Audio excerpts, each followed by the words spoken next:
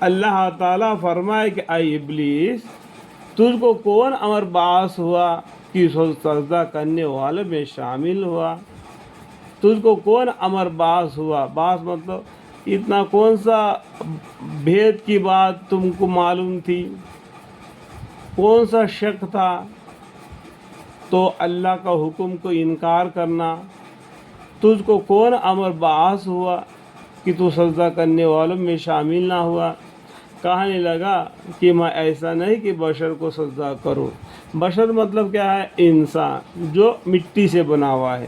ابلیس کون ہے؟ وہ شیطانوں وہ جنوں میں سے تھا۔ وہ جنوں کو اللہ تعالیٰ نے زمین میں پورا جنوں کو صاف کر دیا۔ وہ ایک جن باقی تھا، وہ اللہ کی عبادت بہت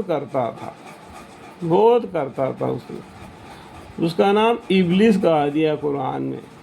تو اس نے کیا کیا؟ میں بشر کو سجدہ نہیں کروں گا کیونکہ وہ مٹی سے پیدا ہوا ہے۔ یعنی میں مطلب کیا ہے؟ ابلیس جن آگ سے پیدا ہوا ہے۔ مٹی کہیں بھی اوپر کو پھینک دو وہ نیچے کو گرے گی۔ اگر آگ کہیں زمین کے گڑھے میں بھی گاڑ دو اس کا شعلہ اوپر کو اٹھے گا۔ تو یہ کیا بولا کہ اے آدم علیہ السلام نیچے کو گرنے والا ہے، میں اوپر کو اڑنے والا ہوں۔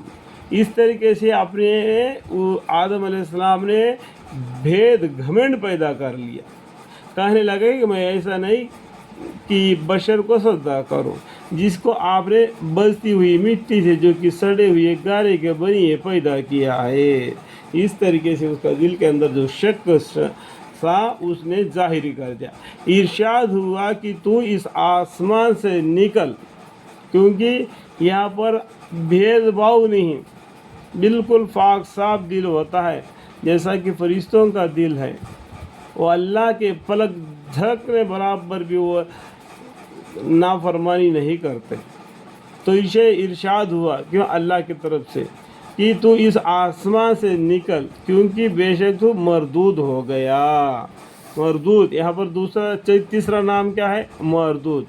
یہ کیا ہے؟ ابلیس، مردود، شیطان، ٹھیک ہے۔ اور بے شک تو اس پر لعنت رہے گی قیامت کے دن تک۔ اس طریقے سے اللہ تعالیٰ نے اس کو ٹھکرا دیا اور اس کو قیامت کے دن تک کا اس کو بتایا، کیونکہ قیامت کے دن تو پورا کھوڑ تاڑ ہو جائے گی تو ابھی باقی نہیں رہے گا۔ تو کہنے لگا وہ ابلیس مردود نے کہنے لگا تو پھر مجھ کو مہلت دیجئے قیامت کے دن تک۔ اللہ سے اس نے اجازت دیا۔ قال رب فانظرنی الی یوم یبعثون۔ تو جس آدم کو میں نے تعلیمان سجدہ نہیں کرنے کی وجہ سے اللہ کے نظر سے گر گیا، تو مجھے وقت دیو، مہلت دے دیو کہ قیامت دن کے دن تک۔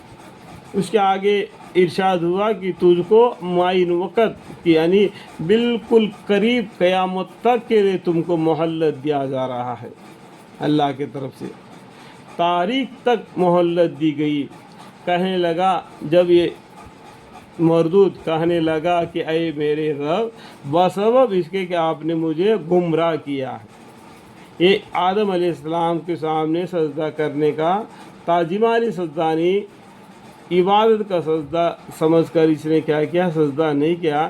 اس بات میں کیا کیا؟ گمراہ ہو گیا، سمجھ میں نہیں آیا، تو وہ اللہ کا حکم کو ٹال دیا۔ تو کہنے لگا کہ اے میرے رب، بسب اس کے کہ آپ نے مجھ کو گمراہ کیا ہے، میں قسم کھاتا ہوں کہ میں ان کو دنیا میں معاصی کو مرغوب کر کے دکھلاؤں گا اور ان سب کو گمراہ کروں گا۔ اس نے کیا کیا؟ قیامت تک کے لیے مجھے مہلت دے دیتے ہیں۔ تو یہاں پر دیکھو بھید کی بات ہے۔ یہ اس کو کیسا پتا تھا؟ کہنے لگے اے میرے رب، بسبب اس کے آپ نے مجھے گمراہ کیا ہے، میں قسم کھاتا ہوں کہ میں ان کو دنیا میں معاصی کے مرغوب کر کے دکھلاؤں گا۔ دیکھو دنیا میں، وہاں پر دنیا نہیں نا، جنت میں تھے نا، تو یہ اس کو کیسا معلوم ہے؟ دنیا میں معاصی کو مرغوب کر کے دکھلاؤں گا، یہ روزی روٹی کر کے دنیا کی طرف مائل ہو جائیں گے اور ان کو گمراہ کروں گا، تیری یاد تک نہیں کریں گے اور ان سب کو گمراہ کروں گا۔ اور بدل آپ کے ان بندوں کے مطلب اللہ کے جو بندے ہیں ان کو یہ گمراہ نہیں کر سکتا کہ اللہ تعالیٰ نے انہیں سمجھ عطا فرمائے گا. یہ شیطان کی حرکتیں ہیں، وہ اللہ سے معافی مانگتے ہیں تو یہ ابلیس کے جال سے بچ جاتے ہیں، اللہ کے پناہ میں آ جاتے ہیں. بدل آپ کے ان بندوں کے جو ان میں سے منتخب کیے گئے ہیں ان کو یہ ابلیس شیطان مردود کچھ بھی نہیں کر سکے گا. یہ دنیا کی طالب ہے، ان کو یہ اپنے طرف گمراہ کر لے گا. تو قیامت کے دن دیکھیں گے کہ اللہ کی جماعت کتنی ہے اور شیطان کی جماعت کتنی ہے.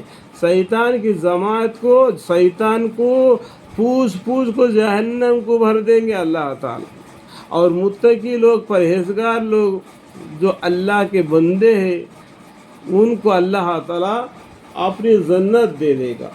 الحمدللہ رب العالمین. ارشاد ہوا کہ ایک سیدھا راستہ ہے، کون سا؟ اسلام، جو مجھ تک پہنچتا ہے. کیا؟ اللہ تعالیٰ پہنچتا ہے.